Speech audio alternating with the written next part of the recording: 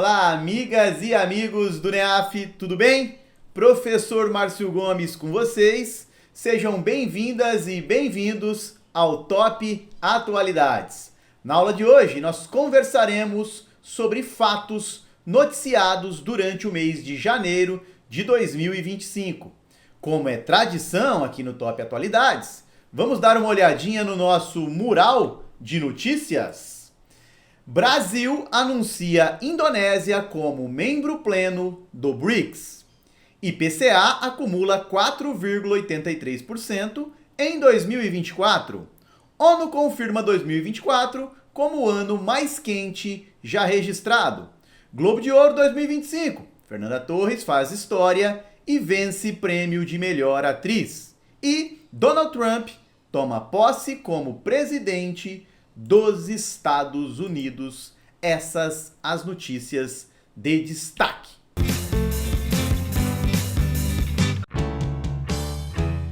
Vamos falar do BRICS? Bom, sempre gosto de partir de uma perspectiva teórica conceitual. Então, o termo BRIC, e não era BRICS, né? O termo BRIC, ele vai ser cunhado no início dos anos 2000, pelo economista Jim O'Neill, um economista britânico.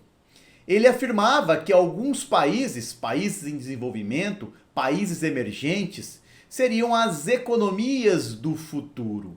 E quem eram esses países?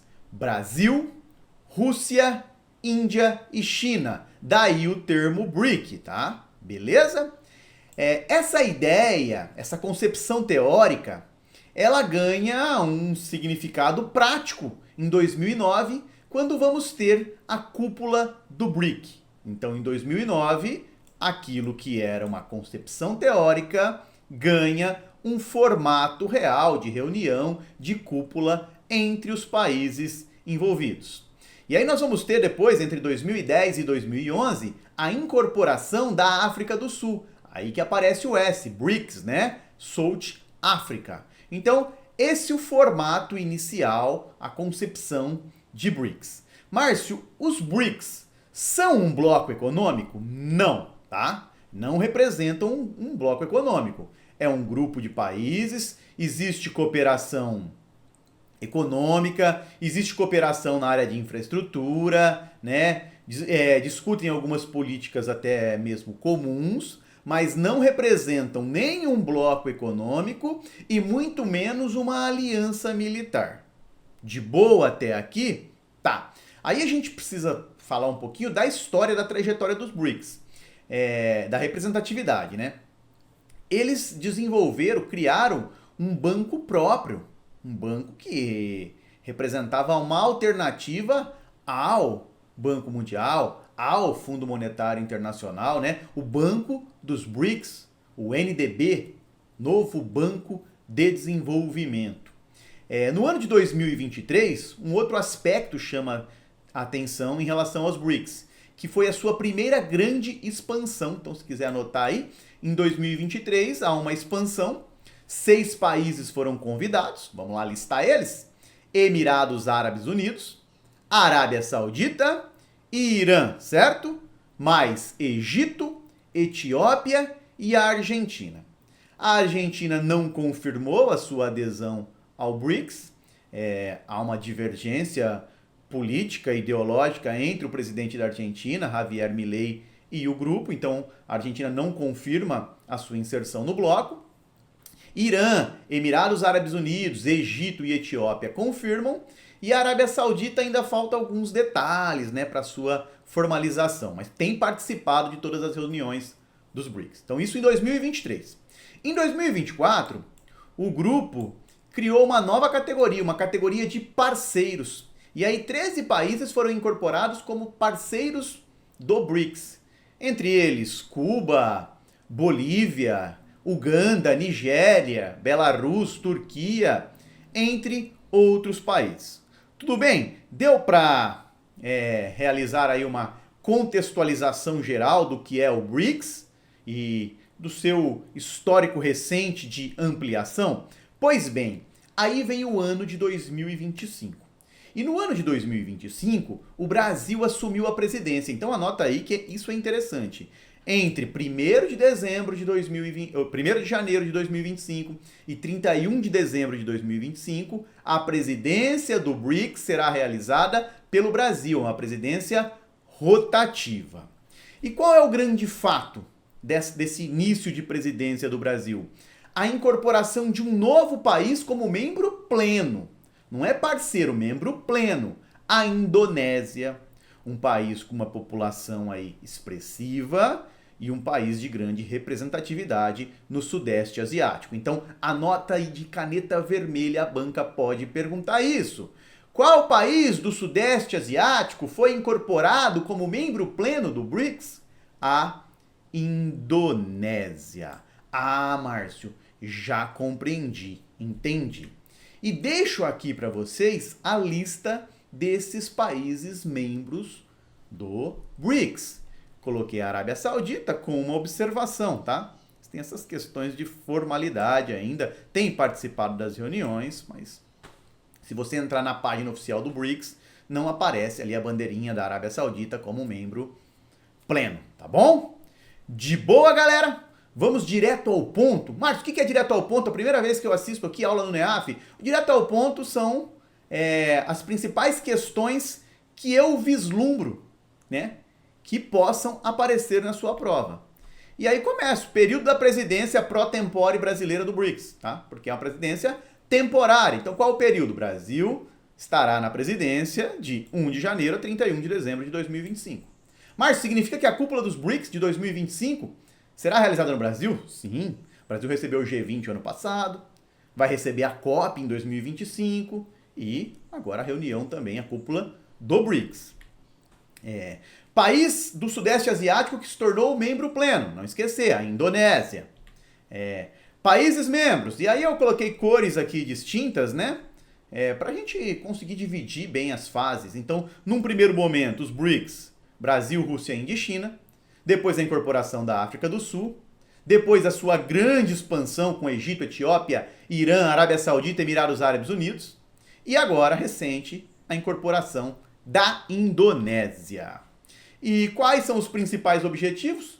Então, os objetivos são fortalecimento, cooperação econômica, discussões sobre desenvolvimento sustentável, desenvolvimento sobre reformas de instituições, questões de infraestrutura, questões de tecnologia, questões de ciência, tá? Mas não é um bloco econômico e não é uma aliança militar. De boa? Bora para o nosso segundo tópico, vamos falar de inflação. Ô, Márcio, inflação é um tema aí complicado, né? Um tema que a gente sente no dia a dia. Pois é. No Brasil, existe um índice oficial da inflação. Por que eu falo um índice oficial? Existem vários índices que mensuram a inflação. Tá? Vai ter lá o INPC, você vai encontrar o IGPM, o IPCA 15 e por aí vai. Qual é o índice de inflação oficial do Brasil? É o IPCA, já anota aí, destaca. Uma questão técnica pode perguntar isso. Qual o índice que mensura a inflação oficial do Brasil? É o IPCA, Índice de Preços ao Consumidor Amplo. Índice de Preços ao Consumidor Amplo. Ok? Tá, Márcio, mas antes eu tenho uma dúvida. O que é inflação? Inflação é o aumento contínuo e generalizado dos preços dos bens e serviços em uma economia. Márcio, deixa isso mais simples. Os preços estão aumentando no dia a dia? Você observa um aumento dos preços gerais no mercado? Márcio, eu observo. Então a gente pode falar que existe um processo inflacionário. Tudo bem? Beleza. Então IPCA mensura a inflação oficial do Brasil. E o que aconteceu com a inflação do Brasil no ano de 2024? Ô Márcio, eu tenho uma dúvida. Você disse que a aula é sobre janeiro de 2025 e por que está comentando sobre inflação de 2024? Pois bem, porque o resultado oficial da inflação de 2024 ela é noticiada no mês de janeiro de 2025, ok? A inflação oficial foi de 4,83%. Então, os preços médios, essa avaliação realizada pelo IBGE, demonstrou que os preços médios variaram aí 4,83%. Ah, Márcio, compreendi. Isso é alto? Esse valor é baixo? Como é que estamos? Esse é um questionamento importante. Bom, vamos lá. No Brasil existe uma meta de inflação estabelecida pelo Conselho Monetário Nacional. Então, existe uma meta. Tá? E de quanto que era essa meta? Essa meta era de 3% para o ano de 2024. Caramba, Márcio, então ficou bem alto. Era 3% a meta? 3%. Mas há uma tolerância, tá? Existe um piso e um teto. Ela poderia oscilar 1,5 para baixo, ou seja, se ficasse entre 1,5 e 3 estava ok, e oscila 1,5 para cima, então até 4,5%, tudo bem, a inflação estava dentro daquela margem esperada. Só que o resultado ultrapassa o teto da meta, ultrapassou a 4,5%, foi de 4,83%. Então, se a sua questão apresentar uma alternativa que afirma que a inflação no Brasil em 2024 estourou o teto da meta, verdade, assinala. Esse é um item correto. Bom, e aí surgem algumas perguntas. Quais itens mais impactaram na inflação, né? Aparece na liderança o grupo alimentação e bebidas. Então não é um item específico, são grupos, tá? O grupo de alimentação e bebidas acumulou uma alta de 7,69% nos 12 meses do ano de 2024. E aí a alimentação, ela impacta demais. Porque você não pode escolher, hoje eu vou comer, amanhã eu não vou comer. Não tem como, né? É diferente, por exemplo, se a gente falar, o grupo do vestuário. O grupo do vestuário ali teve uma alta de 8%. Você pode escolher naquele mês não comprar uma peça, né, uma camiseta, uma calça, um short. Agora o grupo de alimentação não tem como, porque é algo que a gente precisa no dia a dia. Então, impacta muito na vida das famílias brasileiras. Bom, e aí você ainda pode olhar também os itens, porque uma coisa é grupo, depois a gente tem os itens, né? Nessa avaliação do IPCE aparece 377 subitens, né? Então dentro do grupo a gente tem 377 subitens. E aí se você for avaliar os itens, aquele que exerceu maior impacto individual foi a gasolina. Márcio, você não falou que foi o grupo de alimentação e bebidas? A gasolina não vai aparecer no grupo de alimentação e bebidas, tá? Por quê? Ela vai estar em um outro grupo, em um grupo de transportes, por exemplo. Tudo bem? Dentre os itens do grupo alimentação e bebidas, chamou a atenção a refeição fora do domicílio, o café também, um grande impacto na inflação, tá? Quando a gente vai avaliar os subitens isolados. Então, gasolina, o item com maior alta, com maior impacto na inflação. Dos grupos, o grupo de alimentação e bebidas. De boa, galera? Bora direto ao ponto, então. Qual é o índice oficial de inflação no Brasil? O IPCA, Índice Nacional de Preços ao Consumidor Amplo, ok? Ou Índice de Preços ao Consumidor Amplo. Pode até esquecer o nacional aqui se você quiser. Quem calcula ele? O IBGE. Sempre importante lembrar desse fato aqui. Instituto Brasileiro de Geografia e Estatística. Qual foi o valor acumulado do IPCA em 2024? 4,83%. Acima do teto, porque o teto da meta era 4,5%. Então, a inflação explodiu aquela margem esperada.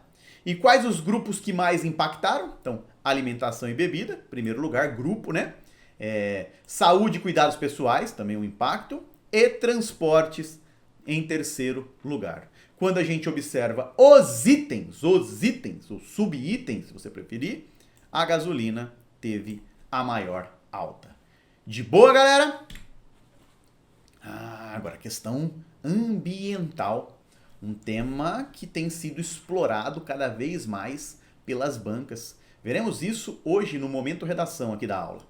Mas qual é a notícia? Qual é a manchete de janeiro de 2025 relacionada a questões ambientais? Na minha percepção é essa. ONU, Organização das Nações Unidas, confirma 2024 como o ano mais quente já registrado. Márcio, quer dizer que nesse período Porque quando a gente fala em história da Terra, muito cuidado. A Terra tem 4,5 bilhões de anos. Tá? Então, essa temperatura mais alta já registrada não é nesses 4,5 bilhões de anos da Terra. Ok? É nesse período de análise, nesse período de registro. Então, dentro desse período de registro, nos últimos 170 anos, mais ou menos, 160 anos, 2024 foi o ano mais quente. Ok? Quem disse isso, Márcio? Organização Meteorológica Mundial, a partir de dados de 6 agências aí, 6 organizações que mensuram a temperatura do planeta. Vamos lembrar que vivemos tempos marcados por mudanças climáticas. E o que são mudanças climáticas? São alterações de longo prazo nos padrões, né, climáticos, nos elementos que caracterizam o clima. A gente pode falar de vários tipos de mudanças climáticas. Mas um que mais ganha destaque no noticiário é o processo de aquecimento global, que aí faz referência à elevação da temperatura média do planeta nesses últimos 150 anos.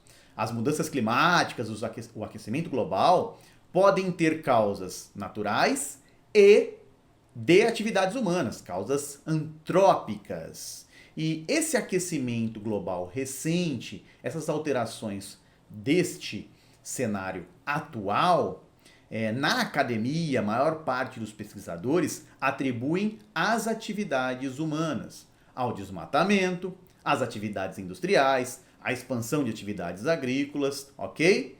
Bom, Márcio, já entendi isso. E quais são as consequências das mudanças climáticas, desse aquecimento global? São múltiplas. A gente tem observado cada vez mais eventos extremos, eventos mais intensos e numa recorrência maior. Nós temos degelo, né?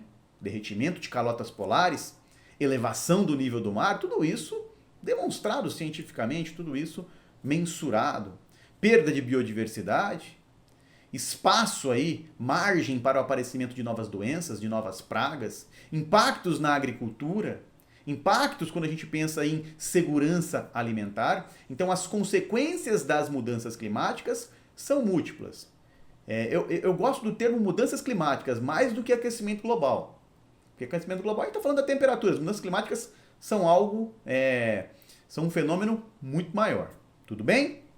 Bom, então, segundo a ONU, segundo a Organização Meteorológica Mundial, 2024 foi o ano mais quente e utiliza aí um conjunto de dados de diversas instituições. O que chama atenção é que os últimos 10 anos estiveram entre os 10 mais quentes. Então, esse registro de temperaturas recordes tem sido constante. Eu já acrescento para vocês, o fato foi noticiado em fevereiro, eu gravo essa aula na primeira semana de fevereiro. O mês de janeiro de 2025 foi o mais quente já registrado. Uma manchete, publiquei esses dias no Instagram, dá uma olhada lá depois. Mas qual foi essa média do ano de 2024? Quando a gente fala em aquecimento global, é de quanto? Então vamos lá. A temperatura média de 2024 ficou 1,55 grau acima dos níveis pré-industriais. Mas o que isso significa? Vamos lá. Já ouviram falar do Acordo de Paris? Ah, já escutei. O Acordo de Paris, né, ele visa minimizar os efeitos das mudanças climáticas e um dos objetivos do Acordo de Paris é que a temperatura, no final do século, não atinja o valor de 2 graus quando comparado com os níveis pré-industriais. E se possível, não supere 1,5 grau o nível pré-industrial. Poxa, já em 2024 nós tivemos 1,55. Então essa tese, essa ideia de 1,5 grau, percepção minha que já foi. E 2 graus, para não aquecer mais do que 2 graus, muitos esforços deverão ser aí desenvolvidos, né, de fato, de forma concreta, para que a temperatura não supere essa projeção. Bom, bora direto ao ponto então, né? Qual foi a temperatura média global, né? Média global da superfície em 2024 em relação aos níveis pré-industriais? Bom, foi de 1,55.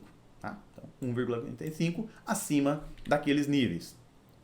E o que a ONU fala sobre isso? Eu coloquei uma observação aqui do secretário-geral da ONU, o Antônio Guterres. Ele afirmou que temperaturas altíssimas em 2024 exigem ação climática pioneira em 2025, que ainda há tempo de evitar o pior da catástrofe climática. Mas as lideranças políticas devem agir e agora. E é aqui que está o problema. Será que vão agir e agora? Deixo essa interrogação para vocês. Vamos falar agora de cinema, mudar um pouquinho o viés do assunto. Seguinte, Globo de Ouro 2025. Fernanda Torres, atriz brasileira, fez história. Venceu o prêmio de melhor atriz. Bom, o Globo de Ouro, vou até projetar a Fernanda para vocês aqui, ó. O Globo de Ouro, ele é um prêmio concedido pela Associação de Imprensa Estrangeira de Hollywood, né, as melhores produções da TV e do cinema. E você tem várias categorias lá, então, melhor ator, melhor atriz, melhor filme e drama, e por aí vai. Qual é o fato marcante? A atriz brasileira, Fernanda Torres, anota isso aí. Fernanda Torres, ela venceu, ela levou um Globo de Ouro. Globo de Ouro. Fernanda Torres, que é filha de Fernanda Montenegro. Fernanda Montenegro, que em 1999 concorreu à categoria de melhor atriz no Oscar, né? Com o filme Central do Brasil. O filme Central do Brasil também concorreu na categoria de melhor filme internacional. Então chama a atenção aqui. Filha da Fernanda Montenegro, que concorreu ao Globo de Ouro na oportunidade, não venceu. O filme Central do Brasil venceu o Globo de Ouro, mas a Fernanda Torres não. A Fernanda Montenegro não. Agora é o contrário. O filme no qual a Fernanda Torres atuou não venceu o Globo de Ouro, mas ela venceu. Tá, Márcio, e que filme é esse que a Fernanda Torres participou? O filme Ainda Estou Aqui. Esse filme, a gente já vai comentar sobre ele, ele não venceu o Globo de Ouro, tá? Concorreu, não venceu, mas está indicado ao Oscar 2025 em 3 categorias. Categoria de melhor atriz, então Fernanda Torres concorrerá no Oscar, categoria de melhor atriz. Está também na categoria de melhor filme internacional, daí uma possibilidade de vitória. E o que surpreendeu muitos, concorre na categoria melhor filme geral, competindo com filmes de língua inglesa, né, no Oscar. Então, melhor filme, acho difícil, mas o Márcio não é um especialista em cinema. Melhor atriz, talvez. E melhor filme internacional, uma chance aí um pouquinho maior. Mas o fato que marca janeiro é a vitória de Fernanda Torres no Globo de Ouro. Tá, Marcinho, esse filme é legal, Ainda Estou Aqui. Não consegui assistir, tá, pessoal? Ainda não consegui assistir. A gente sabe que é um filme dirigido pelo Walter Salles. E aí algo também que chama atenção. Walter Salles dirigiu Central do Brasil, dirigiu Fernanda Montenegro, né? Naquela premiação de 99, então, Walter Salles estava presente. E agora, novamente. E esse filme, ele revive a história de Eunice Paiva. De novo, falo aqui como um leitor das análises, eu ainda não vi o filme, tá? Eunice Paiva. Com base no livro escrito pelo Marcelo Rubens Paiva, que era filho da Eunice. O filme conta um pouquinho a história, né? A busca, né, dela por Rubens Paiva. Rubens Paiva, marido de Eunice Paiva, né? Ele desapareceu durante a ditadura civil-militar no Brasil. Então, um filme que traz de novo essa discussão do período 64 a 85 no país. De boa, galera? Bora direto ao ponto? Então, qual prêmio Fernanda Torres ganhou em 2025, tornando-se a primeira brasileira a vencer nessa categoria? Globo de Ouro, tá? Melhor atriz em filme drama. O que é o Globo de Ouro? É uma premiação anual, tá? É organizada pela Associação de Imprensa Estrangeira de Hollywood. Premia tanto as produções do cinema como as produções da TV. Por qual filme, né, Fernanda Torres recebeu esse prêmio, Ainda Estou Aqui. E quem dirigiu o filme? Walter Salles. Então, múltiplas possibilidades de questões. Acho que deve aparecer em prova, então fique de olho. Ah, e qual a personagem interpretada por ela? Eunice Paiva, até advogada e mãe do escritor Rubens Paiva, que escreveu o livro que deu origem ao filme. E o nosso último tópico do Mural de Notícias. Depois tem ainda o quadro Fique de Olho e o que já caiu em concursos. Pois bem, Donald Trump toma posse como presidente dos Estados Unidos. No ano de 2024, tivemos eleições presidenciais nos Estados Unidos. Donald Trump, do Partido Republicano, foi o vitorioso. O Trump já foi presidente dos Estados Unidos, né, entre 2017 e 2021 e volta agora a comandar a maior potência, né, menos econômica e geopolítica também do mundo. Bom, e na sua volta, o Trump trouxe vários temas que geraram polêmica, tá? Geraram polêmica, eu vou listar alguns aqui. Falou sobre tarifas, sobre imigração, sobre imperialismo dos Estados Unidos. Então, vamos dar uma olhada em alguns pontos que podem aparecer em prova. Eu tenho uma sugestão sobre Donald Trump. Além dessa nossa aula, sugiro ler algumas dessas notícias, algumas dessas manchetes que vou colocar aqui, que vou apresentar aqui, porque é um tema amplo e que o avaliador pode buscar todo tipo de questão. Bom, sobre imigração, algo que vale a pena ficar de olho. Ele declarou emergência nacional na fronteira com o México, né? O México, a gente sabe que a fronteira entre Estados Unidos e México é uma fronteira marcada pela travessia de imigrantes ilegais. Apesar de todo um controle, de toda uma fiscalização, você tem o acesso ali, né? Rotas de imigração ilegal. E aí Donald Trump declara, então, uma emergência nacional. Algo que também que marcou janeiro de 2025, a deportação de imigrantes ilegais. Nós tivemos um episódio com brasileiros, né, que foram deportados, algemados. Isso gerou um pouco de polêmica nas redes sociais, então é um fato para você ficar de olho. Em relação à política comercial, ele impôs ali tarifas, eu não gosto do termo elevadas, acho que ele impôs tarifas, até coloquei elevadas aqui, seguindo o que foi noticiado, mas ele impôs tarifas para produtos do Canadá, para produtos do México, mais um pouquinho sobre a China. A China respondeu, México e Canadá dialogaram e parece que essas tarifas serão adiadas, mas há uma imposição de tarifas a produtos estrangeiros, que era uma promessa de Donald Trump. Em relação à política externa, retirou os Estados Unidos do Acordo Climático de Paris, o Acordo de Paris, e aí fica uma grande pergunta, né, sobre o futuro do Acordo de Paris. Retirou os Estados Unidos da OMS, né, Organização Mundial de Saúde, do Conselho de Direitos Humanos da ONU também. Então você já vê uma postura mais de isolamento em relação a alguns blocos, alguns acordos multilaterais. Tem a proposta de revogar o direito à cidadania para aqueles filhos de imigrantes ilegais nos Estados Unidos. A Constituição dos Estados Unidos prevê que alguém que tenha nascido no território norte-americano tenha direito a essa cidadania. Mas a proposta do Trump é revogar esse direito à cidadania para filhos de imigrantes ilegais. Essa ideia, essa proposta do Trump foi barrada pela justiça. Tá? Então, isso aqui não rolou nesse primeiro momento. A justiça bloqueou essa ideia do Trump, essa proposta de Donald Trump. Em questão de relações internacionais, ele cogitou tomar o controle do Canal do Panamá.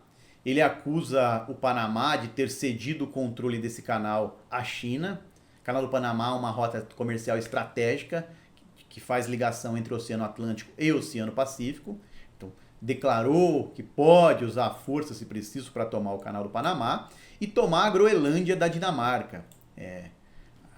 Com esse processo de mudança climática, de degelo ali no Polo Norte, aquela região será muito estratégica nos próximos anos. Então Trump cogita aí os Estados Unidos comprar ou tomar a Groenlândia da Dinamarca. Por enquanto, tudo no discurso, tá? Na narrativa, pouca coisa concreta nessas ações mais, vamos dizer assim, mais extremas. Isso já foi fato, né? Ele renomeou o Golfo do México, mas isso para documentos dos Estados Unidos, né? Internos. Ele não contém essa capacidade de pedir para todos os países do mundo mudar o nome de uma área. Então, o Golfo do México fica ali entre Cuba, México e Estados Unidos, e ele diz o seguinte, que o Golfo do México não vai mais chamar Golfo do México, tem que chamar Golfo da América. Então, um ponto interessante. E cogitou a possibilidade, de repente, de anexar o Canadá como um estado dos Estados Unidos. Então, são algumas das propostas, das declarações que envolvem o retorno de Donald Trump à presidência dos Estados Unidos. Beleza? Vamos daqui a pouco ver o nosso quadro Fique de Olho. Por enquanto, até mais.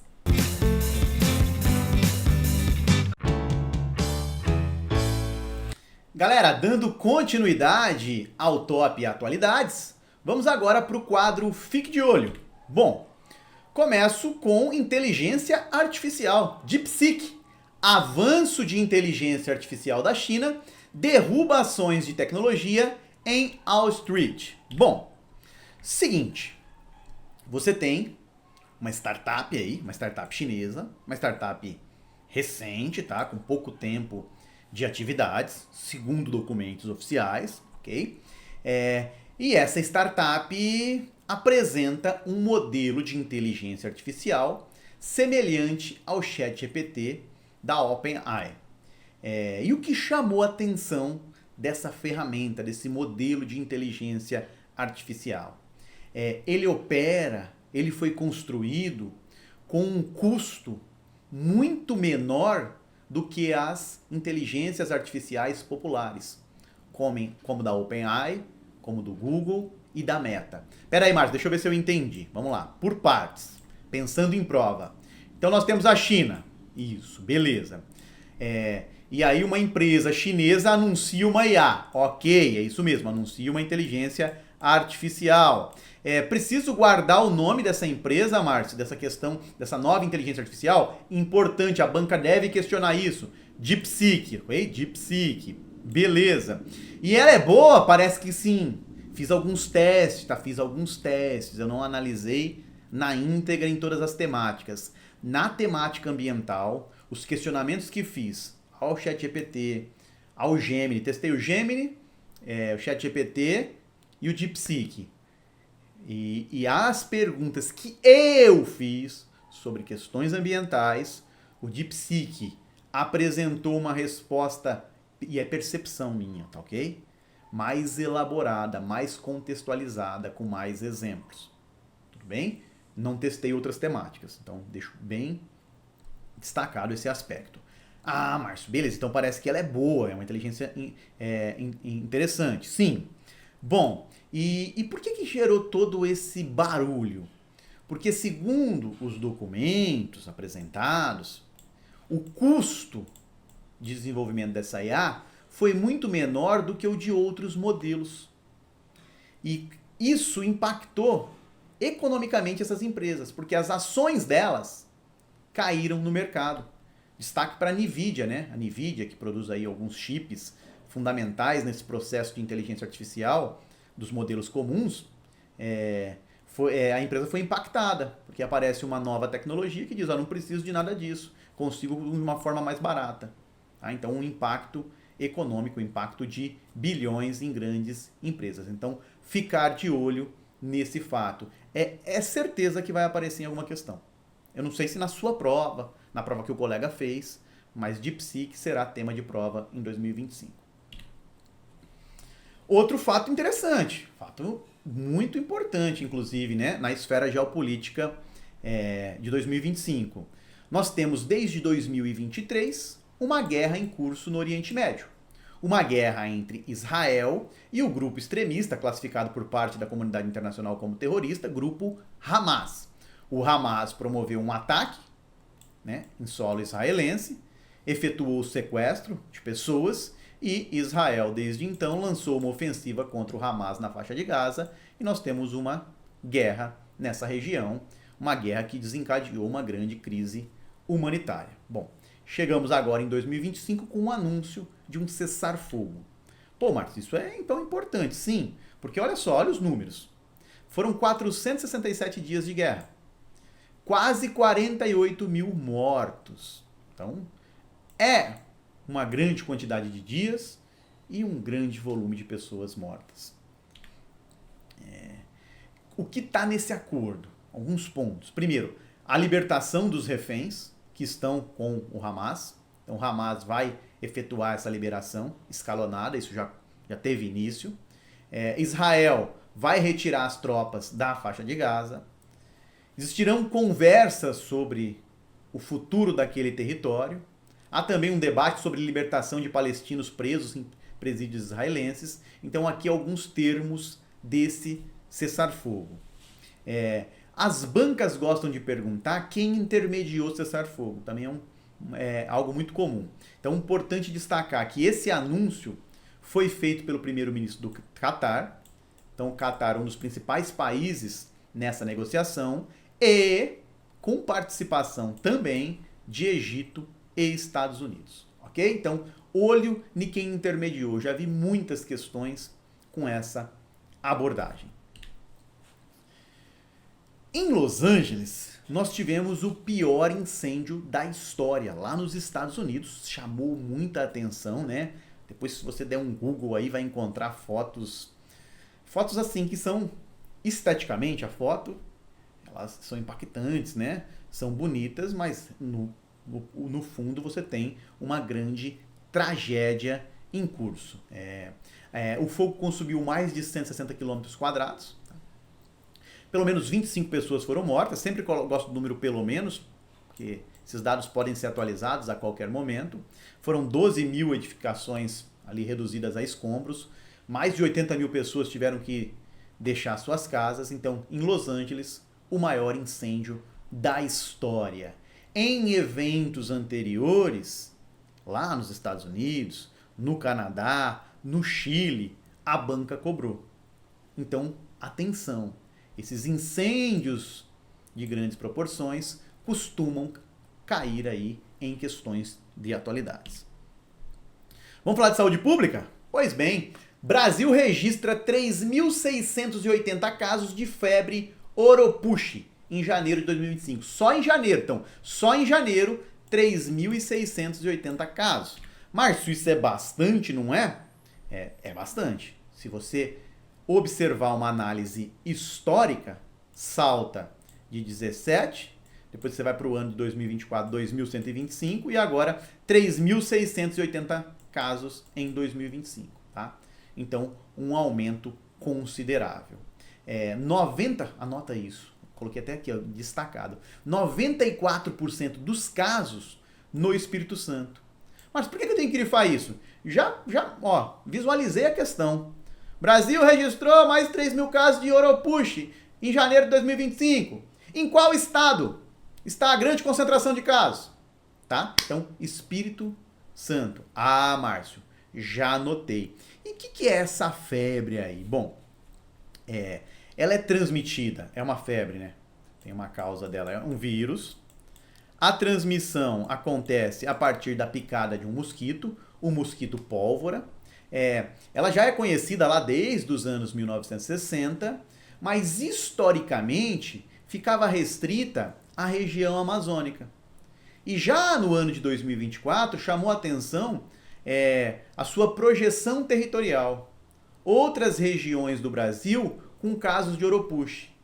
E agora, em 2025, a gente observa uma grande concentração de casos em um estado que não está na região amazônica, no estado do Espírito Santo. Então, olho nessa doença. Porque, olha que questão interessante. Vem o enunciado também. Brasil registra 3 mil casos de tal febre, de tal doença.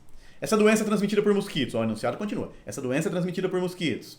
Historicamente, é restrita à amazônica, é restrita à Amazônia. Mas nos últimos anos ganhou mais espaço. No Espírito Santo, nós temos mais de 90% dos casos. Que doença é essa? Olha só, aí aparece uma alternativa, dengue.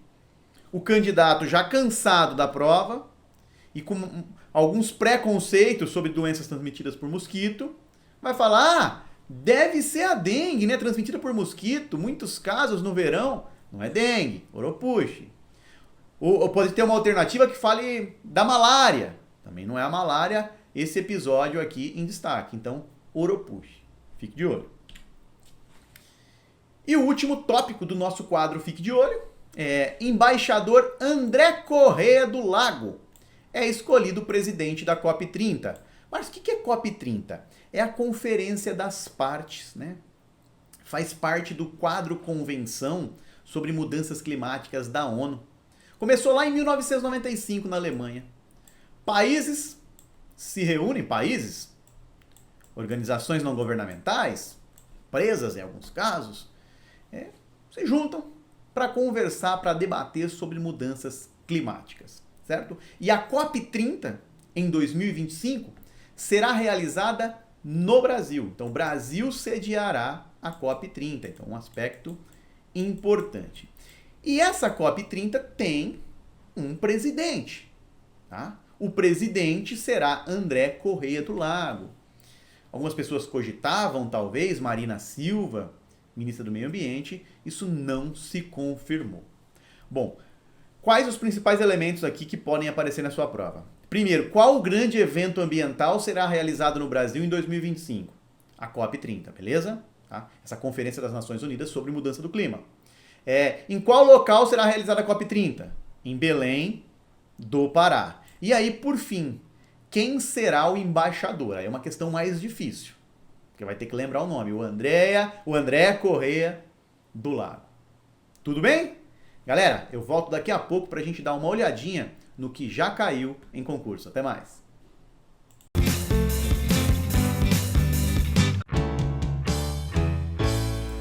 Pessoal, vamos agora dar uma olhada no que já caiu em concurso. E olha que interessante, questão do ano de 2025, então questão super atual. É uma questão que trata do assunto inicial da nossa aula. Não comecei a aula com BRICS? Pois bem, olha a questão já sobre o fato que discutimos aqui. Primeira dica que eu sempre dou ao candidato. Leia o enunciado com bastante calma. Vamos lá? Vou projetar para vocês aí. O Brasil assumiu a presidência do BRICS em 1º de janeiro de 2025. Sobre esse grupo, é correto afirmar... Opa! Então, a questão quer avaliar se o candidato tem conhecimento desse grupo, desse bloco, do BRICS, tá? Então, o que é correto afirmar em relação ao BRICS? Vamos com bastante calma. A minha sugestão, pause o vídeo, responda a questão, depois aperte o play e veja a correção, tá? Porque aí você tem a oportunidade de simular. Mas vamos lá. Vou considerar que você pausou o vídeo, respondeu e veio agora. Alternativa A. A presidência rotativa do BRICS é exercida por um mandato fixo de 2 anos por cada um dos países membros. E aí, galera, vamos por partes? Primeiro, a presidência rotativa, você teria que avaliar que a presidência é rotativa ou tem um presidente fixo? Márcio, é rotativa, então aqui ok, até aqui ok. É exercida por um mandato fixo de 2 anos? Aqui encontramos um problema. Não é de 2 anos. Coloquei lá no início da aula. O Brasil será presidente do dia 1º de janeiro de 2025 até o dia 31 de janeiro de 2025. Então não é de 2 anos. É 1 ano. De boa? Então, alternativa A, equivocada. Alternativa B. O BRICS é composto por economias emergentes e tem como foco a cooperação econômica, política e social entre seus membros. Vamos lá. O BRICS é composto por economias emergentes? Márcio, lá no conceito do Jim O'Neill, né? E depois até na sua formação concreta, nós temos sim no BRICS economias emergentes. Brasil, Rússia, Índia, Indonésia. Então até aqui ok. Tem como foco cooperação econômica? Não é um bloco econômico, mas tem foco cooperação econômica. Cooperação política, social? Sim. A B parece correta, mas aí dica de ouro em concurso, tá? Dica de ouro. Mesmo que você, principalmente em ciências humanas, igual atualidades, mesmo que você encontrou uma alternativa que considera correta, leia as demais alternativas. Márcio, eu vou perder tempo. Escuta a dica de quem já prestou muito concurso, tá? Eu não gosto de falar isso, não parece, o Márcio tá falando que já passou. Eu prestei 10 concursos, galera. Eu fui aprovado nos 10, 5 em primeiro lugar. Eu fui concurseiro. E muitas vezes errei questão, perdi um ponto ali ou outro, porque na primeira eu já falei, é essa, eu sei. E não vi nas demais. E de repente tinha uma outra questão que fazia mais sentido. Então, tente ler todas as alternativas. É uma dica particular minha. Não gosto de falar coisas particulares, é uma dica particular minha. Então, a B parece correta, mas deixa ela aqui. Vamos olhar a alternativa C? A inclusão da África do Sul no BRICS ocorreu em 2020, durante a presidência do Brasil no grupo. O que está equivocado aqui? Não, a África do Sul ingressou lá entre 2010 e 2011. Aprovado em 2010, passou a integrar em 2011, então a África do Sul não ocorreu em 2020. Ela já tem mais tempo de bloco, então está equivocado. Ó. A A está errada e a C está equivocada também. C ou D. Os países do BRICS possuem uma moeda única, que facilita as transações comerciais entre eles. Alguns candidatos poderiam derrapar aqui. Não possui ainda uma moeda única. Conversa, discute a possibilidade de uma moeda única, mas não possui. Eles querem uma moeda única para ser uma alternativa ao dólar em transações internacionais. Mas não possui, não possui. Então, equivocada. Alternativa E. O BRICS é uma organização militar. Opa! Não é uma organização militar. Tá? É um grupo de cooperação. Não é uma. A OTAN é uma organização militar. O BRICS não. Pô, Márcio, então era B mesmo? Sim, era B. Mas olha só, lendo as demais alternativas, no estudo você aprendeu um pouco mais. E na prova você tem a convicção de que não tem nada mais correto nas demais. De boa? Alternativa correta, alternativa B.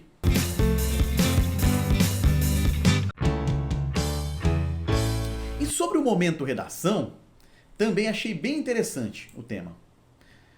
Porque tem relação com o que discutimos em aula. Né? TRF6, cargo de analista administrativo, o tema foi o seguinte: ação global para o enfrentamento da emergência climática.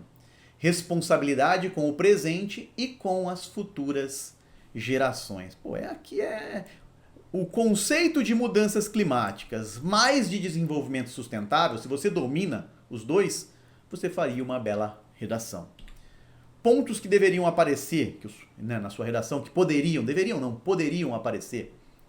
Você poderia discutir aqui os impactos das mudanças climáticas no presente e até vislumbrar cenários futuros de acordo com projeções. Então, quais são os impactos? E a gente fala aqui hoje de aumento da temperatura, redução da biodiversidade, derretimento de calotas polares, elevação do nível do mar, impactos na segurança alimentar, tá? Então, eventos extremos. Bom, aí vem responsabilidade intergeracional. Isso fundamental porque é o conceito de desenvolvimento sustentável. O que é desenvolvimento sustentável? É utilizar os recursos hoje de uma forma, né, que garanta a sua disponibilidade para as gerações futuras. Que é o que o enunciado está falando. Então, a responsabilidade hoje de pensar em mudanças climáticas não é só para o agora, é para as gerações futuras. Por isso que nós temos toda uma agenda de cooperação internacional, de discussão. E aí um outro ponto que o candidato poderia discutir. Essa cooperação internacional, os acordos climáticos, como o Acordo de Paris, que visa realizar esforços para minimizar as mudanças climáticas, para evitar que o aquecimento ultrapasse X graus quando comparado aos níveis pré-industriais. E dentro de toda essa discussão, aparece novamente as estratégias de economia verde. E você poderia discutir ainda o papel da sociedade e das empresas na mitigação das mudanças climáticas. Porque essa não é uma responsabilidade apenas do poder público. Envolve a sociedade, envolve as empresas. Hoje, quando a gente fala de ESG, que é uma agenda muito presente, agenda ESG, tem a ver com essas responsabilidades socioambientais das empresas. Então, um tema cada vez mais presente na nossa sociedade. Beleza, galera? Agradeço a companhia de vocês, desejo bons estudos, um ótimo aproveitamento do conteúdo e muitas aprovações. Um abraço e até o Top Atualidades de fevereiro. Até mais!